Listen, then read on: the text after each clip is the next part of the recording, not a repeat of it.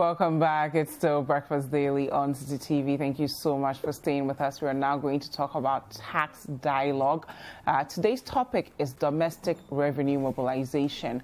Most of the social services we enjoy during this coronavirus period would be able to be sustained if we were able to actually domestically get more revenue. And of course, we have Geoffrey Ocansey, who is the Executive Director of Revenue Mobilization Africa, here with us. He's going to walk us through the NPP's 2020 manifesto and exactly what they said about how we're going to meet our targets as far as domestic revenue mobilization is concerned. Good morning, Geoffrey. Good morning, Dziffa. How are you? Thanks for having me. I'm fine. Thanks for being here. Just a little sad. I know. I was going to ask you why you're wearing about black. my black, yes. I lost a mentor and a great personality for our country, Flight Lieutenant Rawlings. Yeah. He was actually one of the people I saw when I was young. I grew up in Rage. I was born at Rage Hospital, grew up there. And so I saw himself and his ministers. I mean, the time they called them secretaries of state, you know. So quite a few times you see him driving in and he stops the car and, how are you, young man? That made the day for you. Yeah. I mean, meeting the head of state. I think he stood for probity and accountability, and that eats directly into my field of interest, where we are seated now to look at what goes about the monies that we are collecting as taxes. I also want to, first of all, say a few words of condolences to the family, to the party which he belongs to, NDC, and then to the whole Ghana, and to Africa and the world. You know, he served the AU and ECOWAS, and a few times he was called upon to handle some projects for the global and continental level. So I think he's worth celebrating. Definitely. And we keep up to the accountability and probity aspect of his life that we need to go around. And call on Oxfam. We thank them for sponsoring this program, and then also Tax Justice Coalition, my RMA. We're all in here to just make sure that revenues are collected. It was interesting when we organized the Pan-African Conference on Revenue Mobilization, and then it was actually the Pan-African Conference on illicit financial flows and taxation. You know, so the amount of money that leaves Africa through illicit financial flows and tax evasions and then transfer pricing, they are huge than what we receive as donor support from the donors. So if we are able to actually manage our revenues very well and put systems in place to check them, I'm sure we're going to collect a lot and then keep ourselves from going to our friends always cap in hand. Definitely. And that's what the NPP is trying to do with this whole, you know, Ghana Beyond Aid mantra that they keep putting out there. So what did they exactly put in the manifesto? How do we go about getting more revenue domestically? Well, when you look at the NPP's manifesto, there was no clear cut to say that A, B, C is what they were doing. But when you scrutinize the document, you realize they were focusing on some of the things they were doing, which included, they were granting incentives to small-scale enterprises. They were also looking at granting the same incentives to the automobile industry, where they looked at local and then international organizations to come in and set up. They were giving them incentives. They were also looking at the construction industry. Let me tell you about a research we did with the ILO.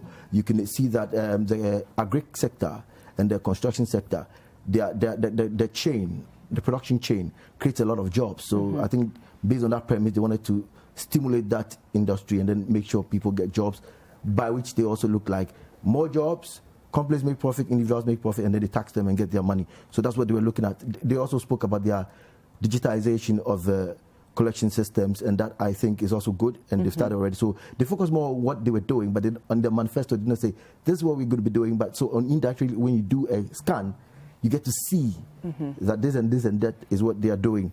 Well, if you look at that and you clearly scan it well, it was more focused on input, but not output, so that we can check value for money. I'm putting in this to get this out of it. So let's take it one at a time.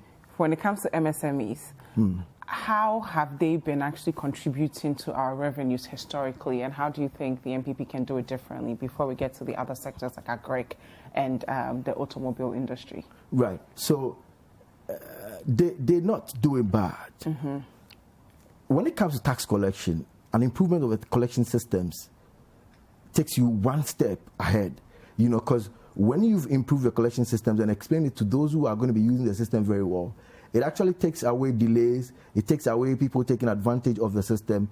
But also, let me quickly caution, when you move on to the digitization platform, there is a need to also check corruption around that place and corrupt practices. Because, you know, just when mobile money started thriving and expanding, I've received several calls. People tried to prank me in and then take advantage of my money. They try to tell me they are giving protection when, of course, they're not. You know, they're trying to take fast ones on me. So I think the digitization of the systems is a step that is also good in the right direction. Yeah, and we know government is also targeting a lot of the fintechs as well to make sure that they pay taxes, because we've had a lot of fintech companies all over now. Yes. But back to the MSMEs, what are they saying about them and the other players that we really need to start getting taxes from? They are responding positive, and I think they're playing along. But, you know, I have a general saying that nobody likes paying tax. Nobody wants to pay tax. Especially small business. You know, so if big companies, they have persons who actually plan their tax for them, so they can avoid tax. So don't get me wrong, I'm not saying tax evasion, but professionally, they can get somebody, engage the person to manage their tax issues, and they can play foul and it becomes tax avoidance. You know, just so they can work around and then avoid taxes. So Oxfam has a wonderful project upcoming that will actually will start targeting companies that are going to good practices, would not go and take advantage and explore weak tax systems. For example, if you talk about the free zones arena, you know, companies by the free zones regime, you can operate for 9 years, and then the 10th year you start paying taxes. Now, some companies in Ghana took advantage after 9 years of operation, then they skid into another area where new owners, new name for a company, just to avoid paying taxes. So by that, we have actually pushed for the implication of the exit tax. If you want to exit that agreement after 9 years, you have to pay for all the taxes that you enjoyed 9 years. Nice. Right. Okay. That's what are some of the outlines NPP has made to ensure that we get enough revenue moving to 2021? I'm sure you want to look at the management systems they've put in place. Well, when you look at the issues that even exist over there, the manifesto was silent on these issues of abuse and corruption. So the two major things that were missing were cutting down expenditure, and then proper targeting, and then punishing defaulters. You see, one of the easiest way, even individuals, you and I, we have in managing anything we call revenue or cash in our pocket, is we decide to cut down. That's the first step you can take easily. So if I eat from the restaurant and it costs me 10 cedis here, and there's another sidebar that I can eat from and get the same satisfaction, not risking my health anyway, I can go for a 4 cedis meal instead of a 10 cedis meal. So one of the major things that you'd expect will be the cutting down of expenditure, you know. And then you look at proper targeting. During this COVID era, when you give a free skill, the persons that were really targeted to benefit, who are the very poor people, to close the gap, they could not access it because some of them didn't have pipes in their house. A water tank service were put in place, they couldn't reach them. So then you have a problem there. Now, when you come to the punitive measures for those who default, it becomes another area we should have looked at. No proper provisions were made in this one for you to see for tax irregularities. Now, let me tell you the danger around it. Cash irregularities constituted about 694 million cedis from the Auditor General's report. Cash irregularities also was 276 million cedis. Now, the issue... which year is this? For 2019, the one we just received. Actually, tax refund, this is where the abuse is. There was 193 million disbursed from GRA for refund from the refund accounts to make payments that are not tax refunds. Now you go to this is against the VAT Act 2013, the Act 870. Now, when you look at these wastes that are ongoing, and you look at what the Auditor General also bulleted for them, some of the issues were unaccounted for revenue. He also talked about unauthorized transfers. He also spoke about unapproved disbursement, then transfer of public funds into personal accounts. I mean, when you hear all this, then you can see the wanton wastage in the area. It's never too late. We want to hear comments from the NPP how they want to handle some of these cash irregularities and then the tax irregularities. It is never too late because it's a manifesto. They can come back and then explain to everybody else. But these are one of the major issues. Checking expenditure, making sure you stop the abuse, and then punishing the defaulters. Because if you go in there in the same thing, you get the figures there and then it panics you because for the period running 2015 to 2019, 5 years alone, we lost close to 8 billion Ghana cedis. 8 billion Ghana cedis to tax irregularities. Wow. Period running. Go to the auditor's report. So why wouldn't the administration perhaps make it a priority that, okay, if we're struggling to get taxes from people, at least we should be able to close these loopholes? Yes, because, you know, if you took the biggest bucket and you go fetching water and it has a crack, you have an issue. You collect a lot and the seepages and the leakages causes you a good damage. And, you know, when you look at these issues, then you can clearly see where we are heading because we collect more, but we should also make sure that we block the seepages and the leakages. Okay. You know. Now, let's talk about tax exemptions. We know that some of the businesses have been proposing that they should be exempted, especially local businesses. They feel as though foreign businesses get a lot of exemptions. What did the NPP say about that? Well, the sad thing is, when you look at the reasons why they give exemptions, clearly they were positive about exemptions. It is they believe that if they give and grant these exemptions, it's going to stimulate business activities, and then these persons who get advantage of getting the exemptions are going to create job and then employ people while they make their profits and expand. They will also be giving opportunity to individuals who get more money. So more returns for companies and individuals, and government would also get taxes to collect.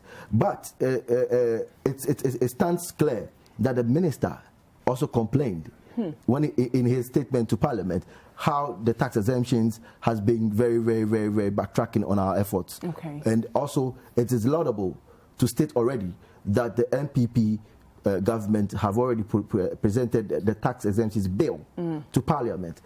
But rather, unfortunately, we didn't hear any commitment in their manifesto to pass the bill into law, you know, to have the tax exemptions. And how transformational would that be if that bill were to be passed? If you pass that bill, you actually regulate the regime, the tax exemptions regime. Let me tell you one thing. We lost we granted 6 million, government granted over 6 million Ghana cedis tax exemptions without going through Parliament. That is some of the abuses I'm talking about. And the premise on which they are granting the exemptions is a bad perception and a worrying premise. Okay. Because why?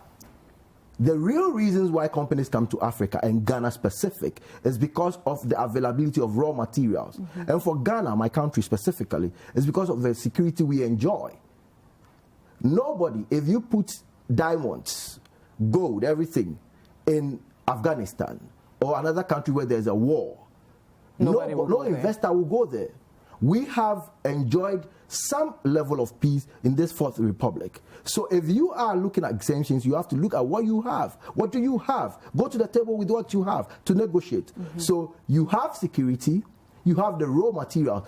With basic information, I tell you, there is difference between the quality of gold in Liberia and the quality of gold in Ghana. So they are coming here because of your quality raw materials, because you have cheap labor, because also you have security. So on that premise, when you gauge well, this is where you would have to grant. Now let's take advantage of COVID. Now when you move to the table with the MNEs who are coming to invest, now also speak with them. If you have a strong team, you tell them, because of COVID, next year, clearly, our revenues are going to be dropping. So if you want exemptions, what rules that we have now, the guiding rules for exemptions, we should review them and call them back to the table and rediscuss these issues and make sure we rather use COVID to reduce exemptions, because we'll be exposed.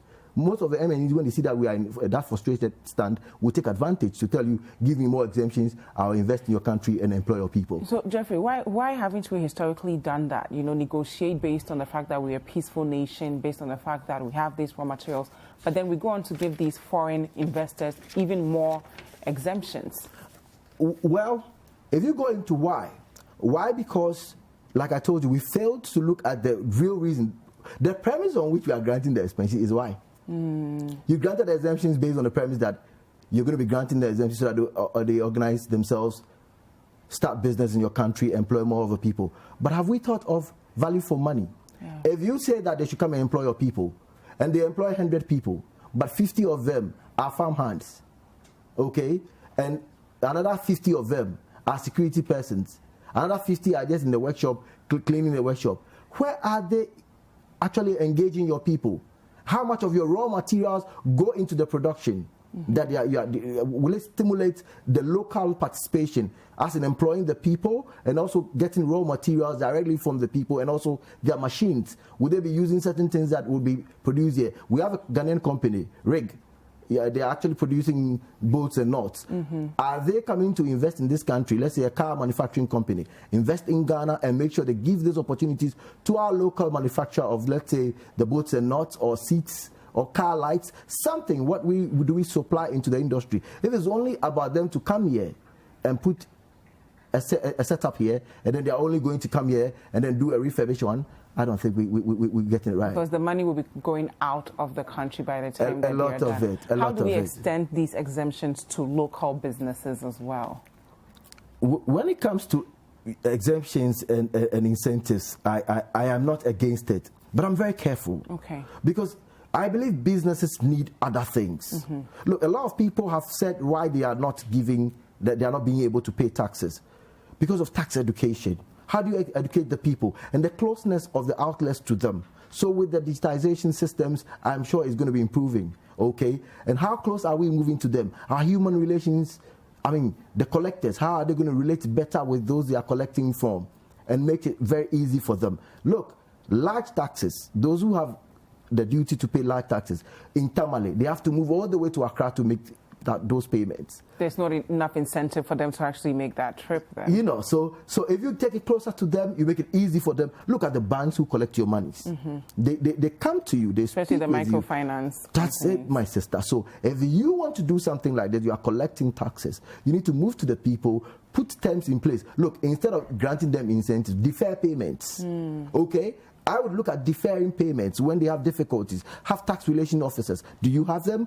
Are you encouraging them to do their work? Are they on the fields working? Explain to the people, you know what, if you have a difficulty, come to our office, tell us about your problems. We will spread your payments and make sure you just add a little bit to it. Look, somebody will prefer a deferred payment that will come with just a little interest. Or another person will say, just give me a deferred payment, I'll make payment. Look at the records of the company and then make sure they pay. That is what we have to do right now. What are some other creative methods you think government should be considering, especially when it comes to the informal sector? The very first thing we should do about revenue mobilization in this country, what we have collected, is the good thing we can do for ourselves is to cut down expenditure. Cut down on expenditure. That's government's responsibility, right, first and foremost. Let's cut down on expenditure, and then let's cut down on waste and corruption. But how do we cut down on expenditure when we're dealing with a pandemic right now?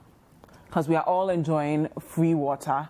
Some people are enjoying free electricity. Your answer is here. What's the answer? Your answer is here. Proper targeting. You remember when we spoke about the free SHS, the Minister of Finance, ironically but truthfully, said that his child and other people in some class and range would need it. They don't need it. Okay, so this is what I'm saying. Even in the face of COVID, there are people. You want to go and pay water bill for despite? No, I would actually prefer to pay my own water bills because the water I join you. We are two in this studio. But how do we filter that? Because we don't have enough data to be able to decipher who will need the water and who wouldn't. When it comes to targeting, we put some institutions in place so that they know some of these problems. We have a social protection. We have a ministry over there. They know, when they grant this monies to support persons. I've forgotten what they code it actually, from the Ministry of Gender. They give this social support to give some to people. The recipients are automatically persons who qualify for that one. When you go, even in urban Ghana, in the heart of the city of Accra, next door to you is Aluboshi. The Aluboshi over there, they need water. So it's not a problem. You can easily target them and meet them. The reason why we added, let's say for the water, the reason why we added the tanker service, to reach them, I personally, I don't need that facility, but it's a want. So if you dump it in there, people take it.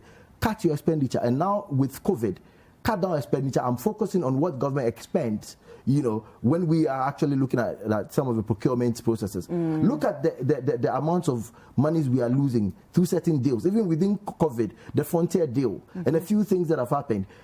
These are questionable things that people are seeing wanton waste of the cash that is collected as taxes. So they should look at that area. When it comes to cutting down on the corruption, look, in the Auditor General's report, you've seen over there, I've mentioned to you, cash irregularities, cash and tax irregularities are there.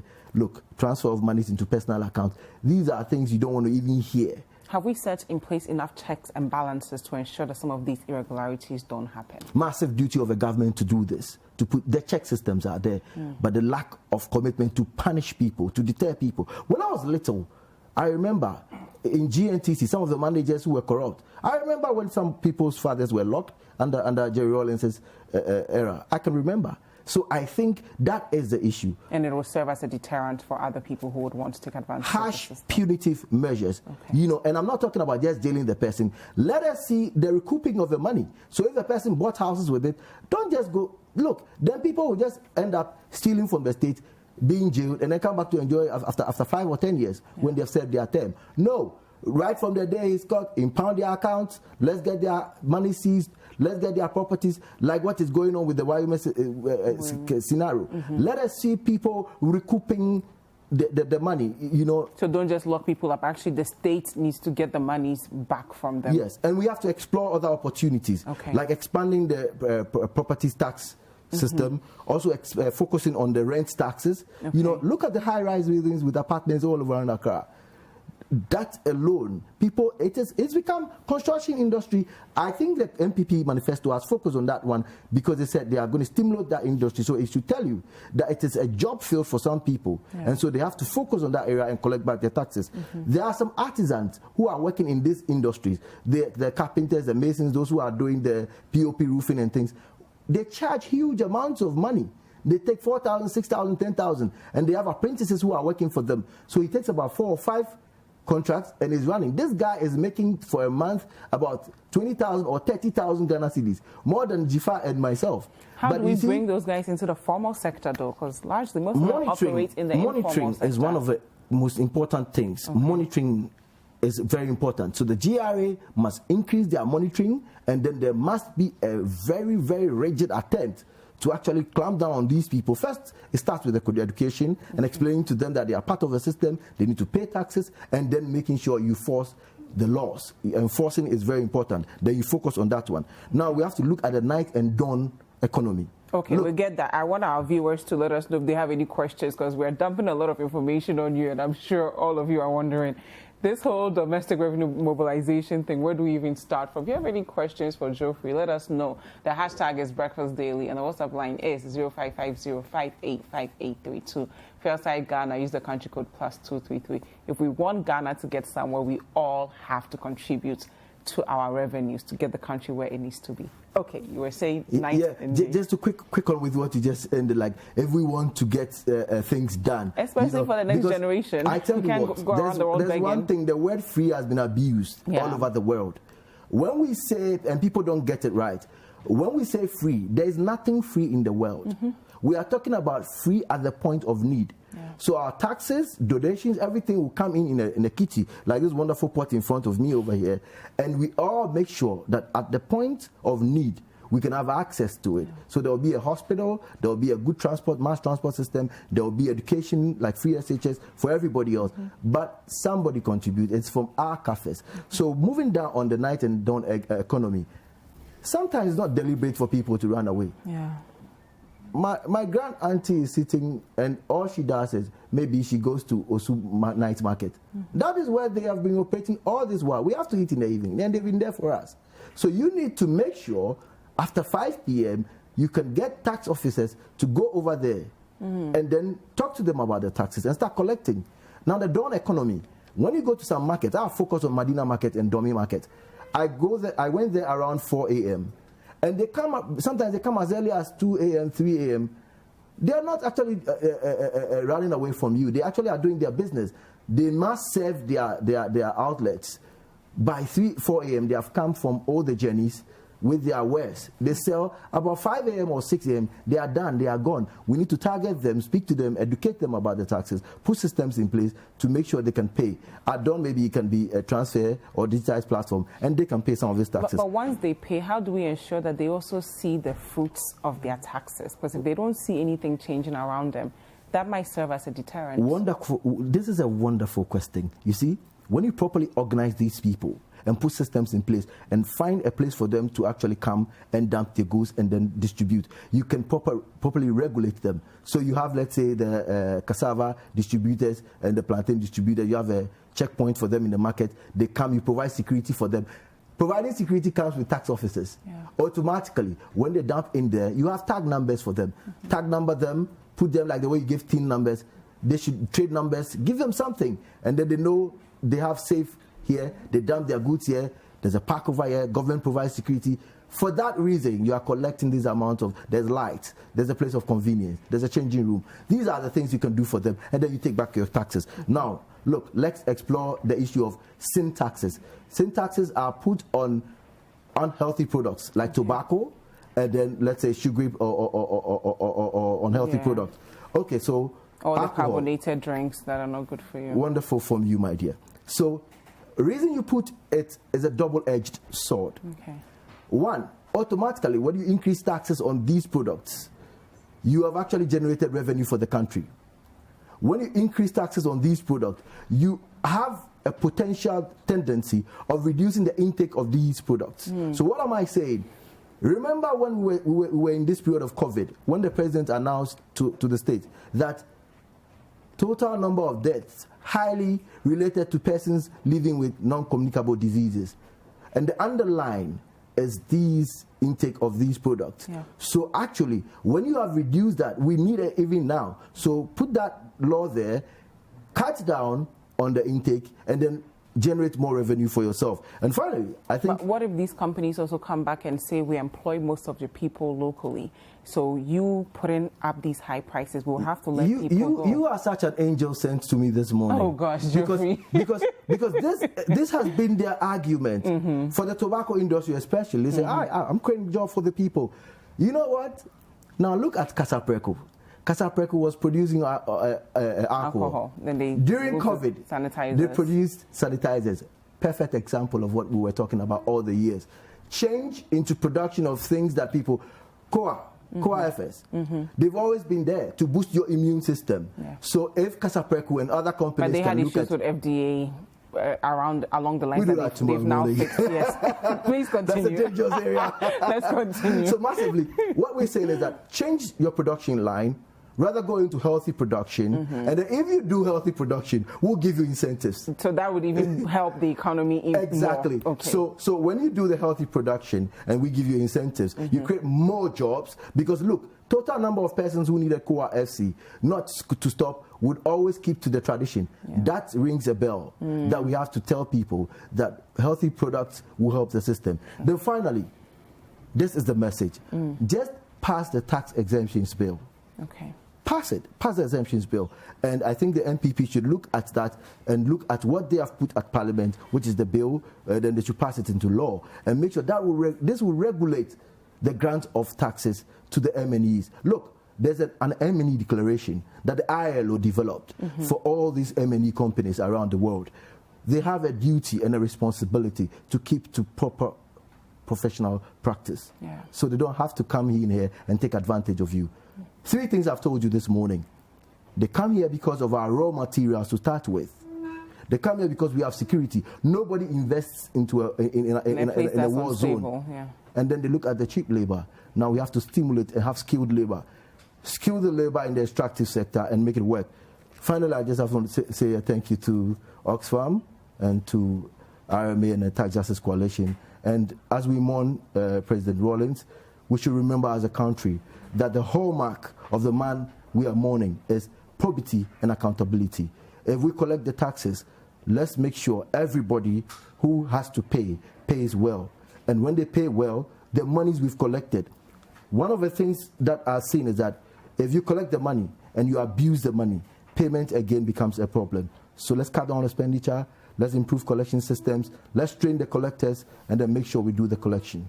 Geoffrey Kabutey Ocansey, Executive Director of Revenue Mobilization Africa. Thank you so much. Thanks for having me. And thank you at home for staying. Don't go anywhere. We hope that this conversation has encouraged you to pay your taxes. Okay, we can't continue borrowing money from other countries. They're able to give us money because they've done so well getting taxes from their citizenry. Hi there. We hope you enjoyed the show. Make sure to subscribe, like, comment, and share with your friends. This is Breakfast Daily on Citi TV. Join the Breakfast Daily team Monday through Fridays from 7:30 a.m. to 10. Join us for breakfast daily, only on Citi TV.